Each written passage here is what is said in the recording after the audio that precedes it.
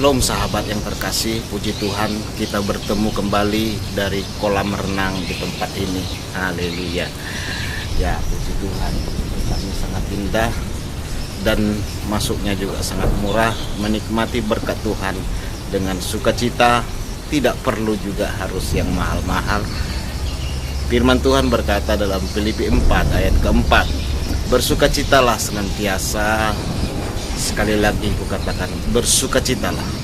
Sahabat yang terkasih dalam nama Tuhan, ada berita terhoak mulai dari tahun 80-an sampai sekarang masih dipercayai oleh saudara-saudara kita muslim, yaitu Neil Armstrong, seorang astronot yang sangat terkenal itu menjadi mualaf.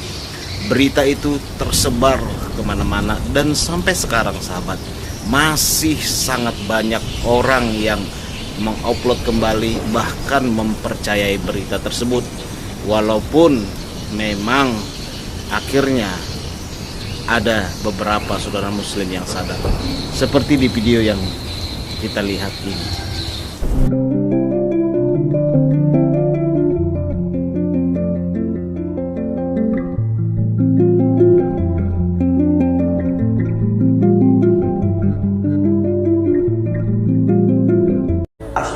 Astronot, tapi dalam satu hari dia dengar ada 5 kali suara itu ialah hayya lis salat, hayya 'alal falah. Sahabat yang terkasih, bahkan Ustadz Yahya Waloni, seorang mualaf senior, kata dia ya, mempercayai hal tersebut. Padahal hal itu sudah dibantah sahabat oleh Neil Armstrong, bahwa dia tidak pernah berkunjung ke daerah-daerah sejarah muslim dan dia tidak pernah mendengar suara azan waktu di bulan. Dan pernyataan tersebut sahabat bisa kita dengarkan dan kita tonton bersama dari seorang apologet Kristen termasuk senior ya di Indonesia, yaitu Bapak Pendeta Lamsen Naibaho. Sebenarnya saya ingin menjelaskan ini secara langsung melalui pernyataan saya. Tapi sahabat, saya ingin kita semua bersama-sama dukung beliau ini, seorang pendeta yang pernah bertemu dengan Zakir Naik waktu datang ke Indonesia. Dialah satu-satunya sahabat pendeta yang diberikan undangan untuk bertanya kepada Zakir Naik waktu di Jakarta. Saya agak sedikit sedih ya, beliau ini sudah apologet senior tetapi subscribernya masih 3.000. Mari kita dukung bersama-sama sahabat channel beliau, karena beliau banyak menyatakan kebenaran dan banyak meluruskan sesuatu yang dibengkokkan oleh apologet muslim sahabat. Jadi subscribe channelnya dan video dan penjelasan beliau langsung saja kita saksikan. Shalom. Berakal sehat. Jadi kalau di Islam, akal dulu baru iman. Baik. Tapi kalau di Kristen, iman dulu baru akalnya nyocok-nyocokin gitu. Saya tertawa terbahak-bahak mendengarkan pernyataan Donditan sama Aristo ini. Sampai saya teringat waktu saya kerja di pelabuhan Tanjung Priok, ada teman saya bawa koran. Nih bawa, nih, baca ini. Kaget saya, apa masih baca? Ini koran nih. Dibawa koran Kompas. Koran Kompas waktu itu top itu sama Sinar Harapan. Inilah koran paling top di Indonesia lah. Itu koran paling mahal dan koran paling diakui lah. Emang benar, Neil Armstrong pindah agama karena mendengar azan di bulan. Makanya kata teman saya ini, kamu kan bukan sepintar Neil Armstrong. Armstrong itu pintar, itu udah ke bulan, berarti orang pintar. Ikutin orang pintar, jangan ikutin orang bodoh. Saya nggak bisa bilang apa-apa, memang dia lebih pintar, memang Armstrong lebih pintar daripada saya. Tapi apa jawab saya? Saya itu ya bukan pengikut manusia, saya itu pengikut Yesus. Oh, kamu itu katanya.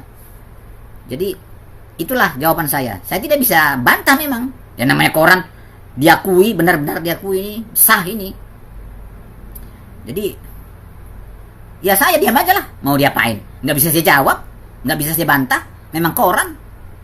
Nggak tahu berapa lama, 2 bulan, 3 bulan. Ada di TV.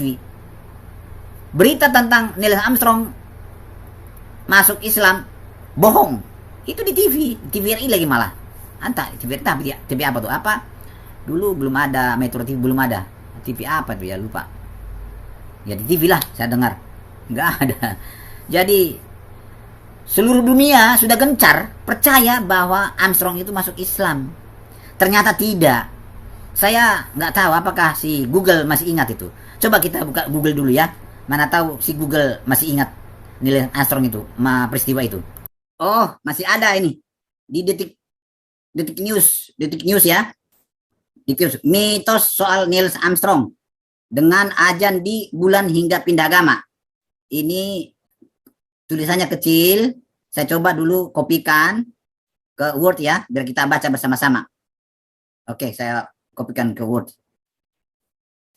Ini. Dari sini. Oke, kita baca. Ini saya copy dari Detikcom ini ya. Saya copy dari Detikcom. Mitos soal Neil Armstrong. Dengar ajan di bulan hingga pindah agama. Ternyata isu itu bukan hanya tersebar di Indonesia, melainkan sudah menjadi semacam mitos di mana-mana. Media massa Amerika Serikat, CBS News bahkan menempatkan isu pindah agama itu sebagai mitos nomor 10 tentang Neil Armstrong. Tidak sedikit warga dunia yang mengetik Neil Armstrong dan Islam dalam kotak pencarian Google. Washington Post bahkan memuat tulisan yang membahas rumor bahwa Neil Armstrong menjadi mualaf. Penulisnya adalah seorang pengacara sekaligus analis kebijakan bernama Sally Tyler. Suatu saat di Yogyakarta tahun 90-an, Sally berjumpa pedagang soal Somalia yang kulakan sarung di Indonesia, namanya Abdullah. Saat Sally menilai suara ajan di Yogyakarta dilantunkan dengan merdu, Abdullah lantas bertanya ke Sally soal apa benar Neil Armstrong juga mendengar ajan di bulan sana. Mitos itu tersebar saat era pra-Android, pra-media sosial, di saat kebanyakan orang tak tahu bagaimana cara mengeja hoax dengan benar. Jadi belum ada Android itu, jadi orang tidak tahu mana hoax, tidak bisa beda-bedakan hoax mana yang benar. Ternyata isu pindah agama itu sempat bikin pemerintah Amerika Serikat bereaksi. Ya. Semua sudah dijelaskan dalam buku biografi karya James R. Hansen berjudul First Man, The Life of Neil Armstrong. Pada halaman 785 dijelaskan, rumor Neil Armstrong masuk Islam sudah demikian menancap kuat. Cerita-cerita ini terus diulang di seluruh dunia muslim, bahwa saat Armstrong ada dan Aldrin Edwin Buzz Aldrin berjalan di bulan, mereka mendengar suara nyanyian dalam bahasa yang aneh yang mereka tidak mengerti. Kemudian setelah mereka kembali ke bumi, Armstrong menyadari bahwa yang mereka dengar di permukaan bulan itu adalah azan, panggilan salat untuk umat muslim, tulis Hansen dalam bukunya itu. Rumor itu menyebut Armstrong kemudian pindah ke Lebanon dan mengunjungi tempat-tempat suci Islam, termasuk masjid di Turki yang pernah dikunjungi Malcolm X, tokoh muslim Amerika Serikat untuk salat. Ini kayaknya seperti yang dikatakan Don Ditan, ada katanya ahli ambriologi diundang ke diundang ke Arab sana untuk menyaksikan bahwa apa kata Al-Quran itu benar, katanya terjadinya janin di dalam perut wanita dengan segumpal darah, segumpal daging menjadi tulang belulang dibungkus daging lagi, seperti itu. Lalu itulah yang dibenarkan. Jadi bukan sperma dengan sel telur yang bertemu, itu sperma menggumpal jadi darah menggumpal jadi daging menggumpal jadi menjadi tulang belulang, dibungkus tulang belulang lagi. Begitu katanya. Itulah yang diakui Don Ditan. Kita teruskan ini. Memang gampang Islam ini dibodoh-bodohin. Rumor itu terus meluas di awal 80-an. Armstrong merasa perlu mengklarifikasi. Ternyata tak hanya Armstrong, tapi juga pemerintah Amerika Serikat merasa perlu bereaksi atas rumor itu. Pada Maret 1983, Kementerian Luar Negeri Amerika Serikat mengirimkan pesan ke seluruh kedutaan dan konsultannya di negara-negara berpenduduk muslim. Begini surat itu. 1.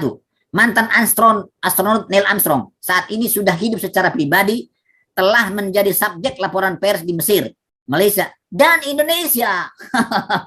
Dan mungkin juga di manapun. Berisi dugaan bahwa dia berpindah agama ke Islam selama pendaratannya di bulan pada tahun 1969. Sebagai hasil dari laporan-laporan itu, Armstrong telah menerima banyak komunikasi dari kalangan perorangan maupun organisasi keagamaan Islam dan formulir penyelidikan sekurang-kurangnya dari satu pemerintah tentang kemungkinannya berpartisipasi dalam aktivitas Islami. Kedua, menekankan keinginan kuatnya untuk tidak menyinggung siapapun atau menunjukkan sikap tidak menghormati keagamaan apapun. Armstrong telah memberitahu Departemen Kementerian Luar Negeri Amerika Serikat bahwa laporan-laporan terkait kepindahan agamanya adalah tidak benar. Bila ada pertanyaan tentang hal ini, Armstrong meminta agar mereka yang bertanya diberi jawaban dengan sopan, namun meyakinkan bahwa dia tidak pindah agama ke Islam dan tak punya rencana atau keinginan untuk mengunjungi tempat-tempat di luar negeri guna mengikuti aktivitas keagamaan Islam. Namun klarifikasi Kementerian Luar Negeri Amerika Serikat tak cukup kuat untuk membendung rumor itu. Malahan, rumor itu semakin berkembang ke cerita yang baru lagi. Ada lagi cerita baru ini. Rumor selanjutnya menceritakan saat Apollo 11 menemukan bahwa bumi memancarkan cahaya. Memancarkan cahaya, memang benar demikian katanya. Sumber cahaya itu ternyata adalah Ka'bah di Mekah. Dan itu adalah bukti bahwa Mekah adalah pusat dunia. Ini sudah saya lihat YouTube-nya ini. Semua Islam percaya ini bahwa cahaya dari Mekah sana, dari Ka'bah itu mancar sampai ke bulan sana. Hanya itu pusat cahaya di dunia ini katanya. Gitu. Ada juga saya lihat di, nggak bisa saya bantah. Memang orang saya nggak tahu. Apa kata mereka aja lah. Ternyata ini dibantah juga kan. Ternyata terbantah sekarang ini. Neil Armstrong menerima undangan-undangan dari negara-negara berpenduduk Muslim agar dihadir di acara Islami. Undangan itu sering sampai ke Armstrong pada dekade 80-an. Armstrong merasa ini sudah saatnya dia berbicara langsung, bukan lagi melalui Kemlu. Kami mendapatkan rentetan kabar yang dibanjiri pertanyaan tentang hal ini, terutama dari dunia Islam, namun ada juga dari dunia non-Muslim. Yang terakhir kemudian bertanya kepada saya, ini tidak benar kan? Akhirnya kami memutuskan bahwa kami butuh acara resmi yang bisa diakses wartawan, kata Neil dalam buku itu. Kami meminta bantuan Kementerian Luar Negeri lagi. Kali ini untuk mendampingi membuat acara jumpa pers via telepon ke Kairo, Mesir, tempat banyak wartawan dari Timur Tengah bisa bertanya kepada saya dan mendapatkan jawaban saya, tutup Neil. Ternyata usaha Armstrong tak mampu membendung beredarnya rumor-rumor itu sampai sekarang. Masih ada itu. Cahaya dari itu masih tetap juga sih, ya, diyakini Islam itu cahaya dari Ka'bah sana, dari Mekah sana sampai ke bulan. Masih ada sampai sekarang. Tidak ada dihapus-hapus itu. Buka di Google di YouTube, ketik itu cahaya dari Mekah itu ada itu. Bahkan pihak yang telah diberitahu bahwa isu kepindahan agama Armstrong adalah hoax kemudian beranggapan bahwa pemerintah Amerika Serikat tidak ingin pahlawan negaranya dikenal sebagai seorang Muslim. Jadi pikiran negatif lagi kan, jadi putar balik kan. Berarti negara Amerika Serikat tidak mau orang topnya disebut agama Islam. Apa ini pikiran seperti ini? Amerika Serikat dinilai ingin Armstrong menyangkal agamanya di depan publik. Suatu saat di pertemuan organisasi Pi Delta di Universitas Purdue, Amerika Serikat, seorang putra profesor keturunan Timur Tengah menceritakan bahwa ayahnya menceritakan bahwa Neil Armstrong pindah agama. Anak itu kemudian bertanya, apakah kabar itu benar atau tidak? Saya katakan kepadanya, tentu saja kabar itu tidak benar. Bisa saya katakan, dia berpikir bahwa saya berbohong kepadanya. Dia tidak mempercayaiku. Dia telah yakin bahwa saya akan berbohong bila berbicara soal itu, kata Armstrong. Armstrong sadar dirinya adalah orang terkenal, dianggap pahlawan, dan tidak semua orang bisa seperti dirinya, yakni menjadi manusia pertama yang menginjak bulan. Saking langkanya di dunia ini, Armstrong telah menjadi mitos. Wajar saja bila banyak kelompok ingin mengakui dan mengakuinya sebagai salah satu anggotanya. Banyak pula orang-orang yang tak dikenal Armstrong mengaku sebagai keluarga jauhnya. Itulah kira-kira cara berpikirnya teman-teman Islam ini. Lagi juga saya masih teringat dengan si Ponari, dukun cilik Ponari. Ini pun hebat ceritanya. Coba kita lihat dulu si Google. Masih ada nggak si Ponari ini? Diingat sama si Google ini. Oh, masih ada. Ingat Ponari, si dukun cilik yang viral 10 tahun lalu? Sempat kaya mendadak, kini jatuh miskin lagi. Ini nggak usah kita bacakan ya, saya ceritakan aja. Karena ini jelas saya ingat ini. Begini ceritanya. Ini si Ponari ini waktu masih kecil, ini sudah gede dia ini. Si Ponari ini katanya main-main di luar halaman rumahnya. Itu tuh ada petir. Di petir ini ada batu segenggam begini. Jatuh ke tanah. Dia ambil si Ponari, dibawa ke rumah sama neneknya atau kakeknya. Kebetulan tetangganya sakit. Dicelupkan batu ini ke gelas air putih, diminumkan kepada yang sakit ini, tetangganya ini, sembuh. Inilah yang disiarkan sama si kakek atau si neneknya ini, si kakeknya ini. Sampai kemana-mana, viral ini. Belum ada YouTube, waktu belum ada, viral. Ribuan orang datang. Sampai terinjak-injak, ada orang mati. Saking antrinya, banyak orang mati. Ada matilah. Sampai pemerintah mengatur jaraknya ya, mengatur antrian itu. Saking susahnya cari menemui si penari ini, air comberan pun, comberan itu, air comberan bekas mandian si penari, itu diambil jadi diminum orang. Itu saking hebatnya otaknya itu. Otak-otak yang, otak siapa itu saya nggak tahu lah. Kemana itu saya nggak ngerti itu. Percaya kepada batu. Jadi ini viral ini. Akhirnya dilarang oleh pemerintah, ditutup. Karena yang disiarkan adalah yang sembuh. Yang tidak sembuh, yang mati, nggak disiarkan. Inilah cerita si penari. Dan sangat banyak orang-orang gampang percaya tanpa melihat bukti dulu. Tanpa melihat bukti lah. Langsung percaya begitu aja.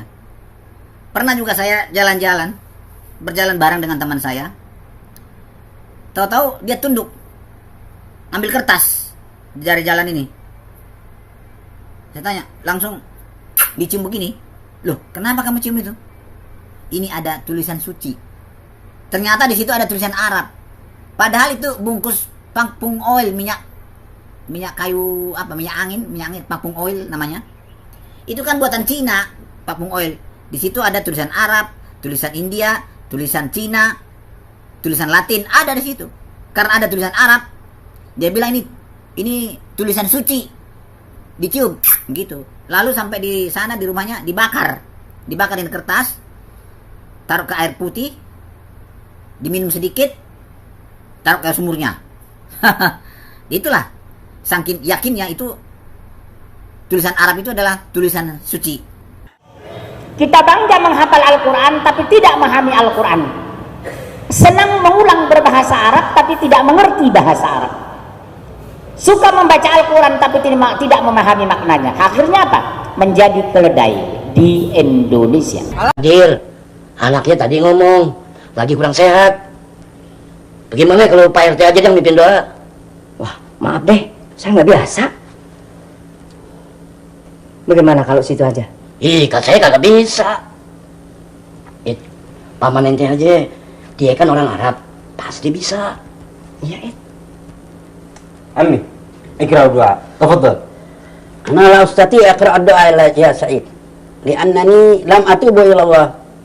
Wa anni akhafu inna du'ai la yataqabbal Allah walau kana hu bismillahirrahmanirrahim. Amin. Ma hada? Nahnu natakallam humma yaqulun amin astaghfirullahal azim. Amin. Kaifal hal hada? Masya Allah. Amin. Antum kuntum jahilun la tafhamun al-arabiyyah. Nahnu natakallam wa antum taqulun amin. Amin. Amin ya rabbal alamin. Masuk ke dalam Islam itu butuh satu syarat ya. Syaratnya syarat yang sebenarnya semua orang bisa melakukan. Syaratnya itu cuma menggunakan akal gitu. Jadi cerita tentang surga, neraka, siksa kubur dan sebagainya itu kan masuk dalam cerita sehari-hari melalui pendidikan keagamaan ini. Kita semua tidak pernah melihat orang disiksa di kubur, kalau kita belum pernah masuk kuburan. Sehingga pernah ada, kapan ya pernah cerita tentang siksa kubur tuh? Saya bilang ada orang yang mengatakan ada siksa kubur. Sebagian ulama mengatakan tidak ada, karena yang menceritakan siksa kubur itu hanya hadis-hadis Nabi yang mungkin diragukan kebenarannya. Di Al-Quran memang nggak ada siksa kubur tuh. Jadi akhirnya ya saya katakan ya itulah pendapat. Ada yang bilang ada, yang bilang tidak ada. Yang benar mana saya nggak tahu. Yang saya juga belum pernah masuk kuburan kok. Dasar iman Islam. Kalau tanpa ada kisah Gua Hira, Islam tidak ada. Maka ini yang penting. Ini yang penting dipahami. Kita lihat dulu Sahih Bukhari 3. Buka Google, klik Sahih Bukhari 3, akan ketemu seperti ini. Ini saya copy dari Sahih Bukhari 3 nih, ya, di Google ini. Ini nyata. Kita baca. Ini kita lihat dulu bagaimana sebetulnya akal dulu, atau baru kata Sidonitan pakai akal dulu ya. Kita perhatikan dulu bagaimana akal teman-teman Islam ini. Sahih Bukhari 3 telah menceritakan kepada kami Yahya bin Bukair berkata, telah menceritakan kepada kami dari Al-Laits, dari Ukail, dari Ibnu Suhaib, dari Uaid bin Az-Zubair, dari Aisyah, ibu kaum mukminin, bahwasanya dia berkata, permulaan wahyu yang datang kepada Rasulullah SAW adalah dengan mimpi yang benar dalam tidur. Dan tidaklah beliau bermimpi kecuali dengan datang seperti cahaya sebuah di subuh. Kemudian beliau dianugerahi kecintaan untuk menyendiri. Ini kata-kata ini lihat. Menyendiri. Artinya Muhammad menyendiri di Gua Hira tanpa istrinya Siti Khadijah, tanpa Waraqah bin Naufal. Tidak ada orang. Dia menyendiri. Lalu beliau memilih Gua Hira dan bertahnus, yaitu ibadah di malam hari. Nah, beribadah. Muhammad itu sudah agama apa saat itu? Sudah ada ibadahnya. Ibadah agama apa itu? Ini kan enggak dipikirkan oleh teman-teman Islam ini. Agama apa rupanya dia? Kok beribadah? Kan belum ada agama. Agama Islam belum ada saat itu. Kan belum ada. Sebelum kemudian kembali kepada keluarga guna bertahnus. Tahnus ini ritual agama apa ini? Kemudian beliau menemui Khadijah mempersiapkan bekal sampai akhirnya datang Al-Haq saat beliau dia Gua Hira. Malaikat datang seraya berkata, ini malaikat datang seraya berkata. Kata siapa itu malaikat? Siapa yang mengatakan itu malaikat? Sedangkan Muhammad belum mengenal malaikat. Ini bisa kita baca di sini nih. Ada hadisnya ini nih. Kita lihat dulu hadisnya. Kita harus tahu dulu apakah Muhammad mengenal malaikat saat itu belum. Ini kita baca Musnad Ahmad 2812. Ini sahih. Ini hadis sahih, bukan tidak sahih ini ya. Ini lihat. Telah menceritakan kepada kami Yahya bin Adam, telah menceritakan kepada kami Abu Bakar bin Aisy dan Idris bin Sinan Al-Yamin dan ayah Waib bin Mahubi dari Ibu Abbas. Ia berkata, Nabi SAW meminta kepada Jibril agar bisa melihat dalam wujud aslinya. Maka dia mengatakan, memohonlah kepada Tuhanmu. Maka beliau memohon kepada Tuhannya, lalu muncullah warna hitam dari arah timur, kemudian naik dan menyebar. Itulah Jibril, warna hitam dari timur menyebar hitam. Menyebar hitam begitu. Itulah Jibril itu. Itu setelah selesai dia menerima wahyu, dia tidak tahu itu yang datang kepada dia apakah malaikat Jibril atau bukan. Tapi langsung dituliskan itu, ini malaikat Jibril. Inilah yang harus kita selidiki bersama ini. Lalu beliau memilih Gua Hira dan bertanus, yaitu ibadah di malam hari dalam beberapa waktu lamanya. Sebelum kemudian kembali kepada keluarganya, guna mempersiapkan bekal untuk bertahanus kembali. Kemudian beliau menemui Khadijah mempersiapkan bekal. Sampai akhirnya datang Al-Haq saat beliau di Gua Hira. Malaikat datang seraya berkata, bacalah. Ini malaikat ini. Siapa yang katakan ini malaikat? Dia kan belum kenal. Kok langsung dikatakan malaikat datang? Beliau menjawab, aku tidak bisa baca. Nah, siapa saksinya ini? Tidak ada orang lihat. Cuma dia ngomong sendiri. Nabi SAW menjelaskan.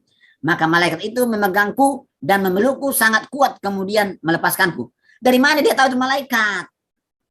Nah, dan berkata lagi, bacalah. Beliau menjawab, aku tidak bisa baca.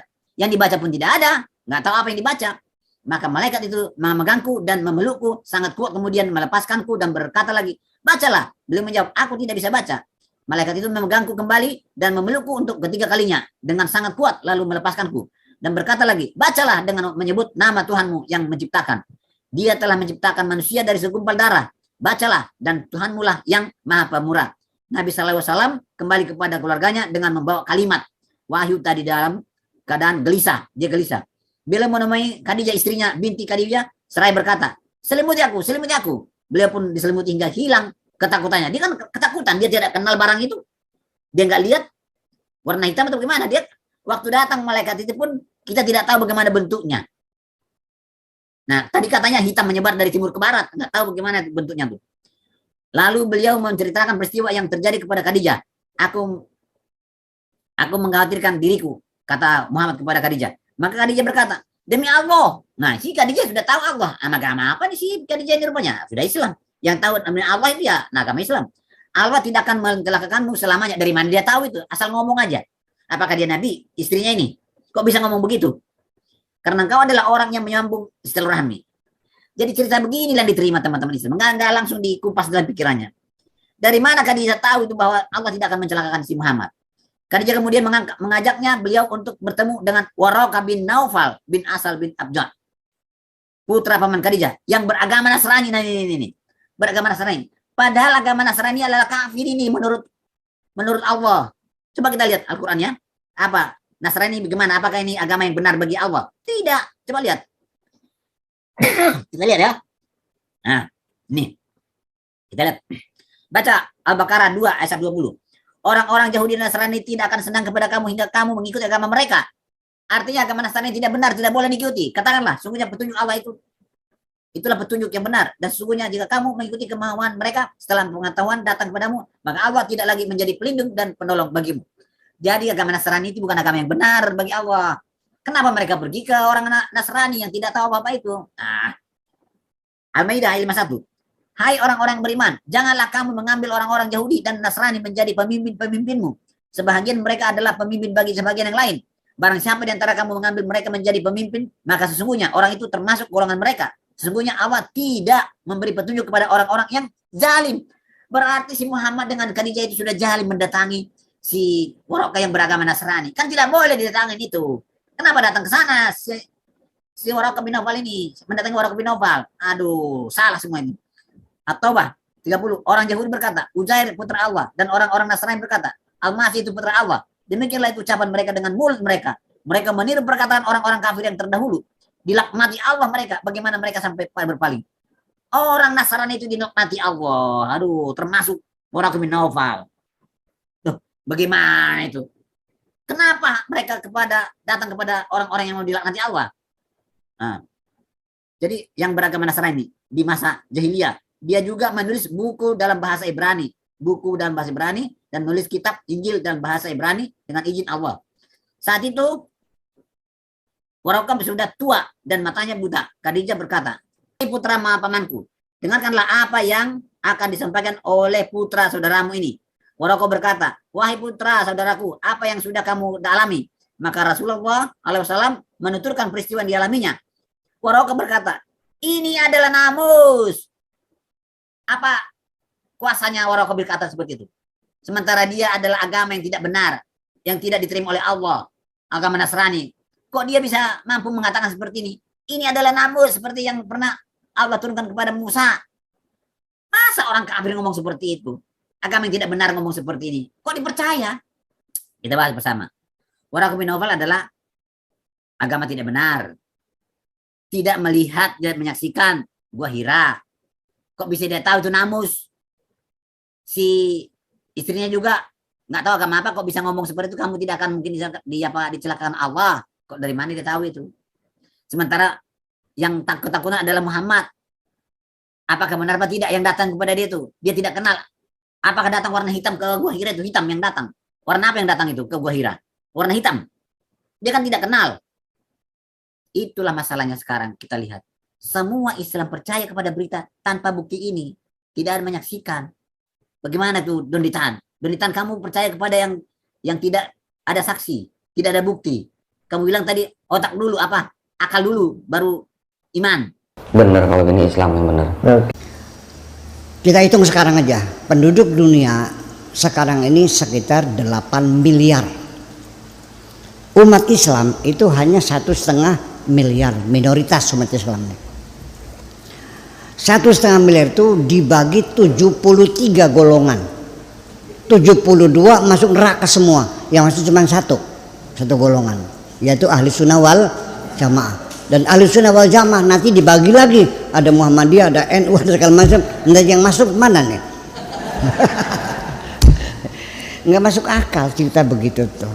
Jadi kalau di Islam, akal dulu baru iman. Baik. Tapi kalau di Kristen, iman dulu baru akalnya nyocok-nyocokin gitu.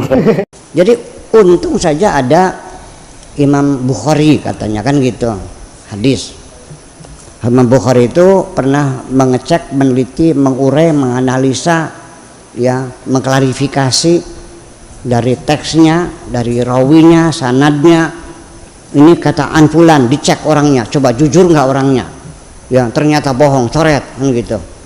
Semua kan gitu. Itu sampai akhirnya setelah diseleksi yang lolos hanya 14.000 Sahih Bukhari itu. 600.000 hadis diseleksi secara cermat, kejujuran perawinya dan semuanya itu dalam 16 tahun. Yuk kita ngitung, 16 tahun hadisnya 600.000. Sob, mana kalkulatornya? 600.000 dibagi 16 tahun, berapa setahunnya? Coba kita hitungan dulu. Berpaham. Bagi 16 tahun. Berapa setahunnya tuh? 600.000 dibagi. Wes gampang, masih kenceng gak kita? 37.500. Nggak usah kita, Bapak. Iya boleh? Iya. Nah, dibagi 12 bulan. 3.125. 3.125 setahun. Per tahun. Per tahun. Dibagi 600 360. 12, satu bulannya dibagi 12. 30 hari. Dibagi 12 dulu udah kan? Iya. Jadi sebulan berapa? Dibagi 12. 3.125. Nah, 3.125 sehari. Sebulan dibagi 30. 104. 104 sehari dibagi 14 berapa? 24 jam dibagi 24. 4,3 sekian. 4,3. Udah 4 saja dah, 4 hadis 1 jam tuh. Berarti dia bisa menyelesaikan tugas 1 hadis dalam 15 menit selama 16 tahun aja ngakal boleh. Kapan naik ontanya, kapan ketemunya, kapan segala macam. Itu kan pertanyaan besar. Artinya selama 16 tahun tidak ada waktu makan, tidak ada waktu minum, tidak ada waktu tidur. Semua waktu digunakan selama 16 tahun itu untuk bikin hadis. Mana akalmu, Donitan? Mungkinkah begitu, Donitan? Akalmu kemana, Donitan? Akalmu kemana? Dulu saya dengan Gus Dur bicara seperti ini. Kata Gus Dur, ya memang begitu Pak Sakur. Saya ini beragama kayak pegang bara. Dilepas nggak boleh, dipegang saya sakit. Ya kan artinya. Oleh karena itu, yuk sekarang kita berpikir. Jangan takut murtad dong. Daripada kamu mempercayai sesuatu yang tidak benar.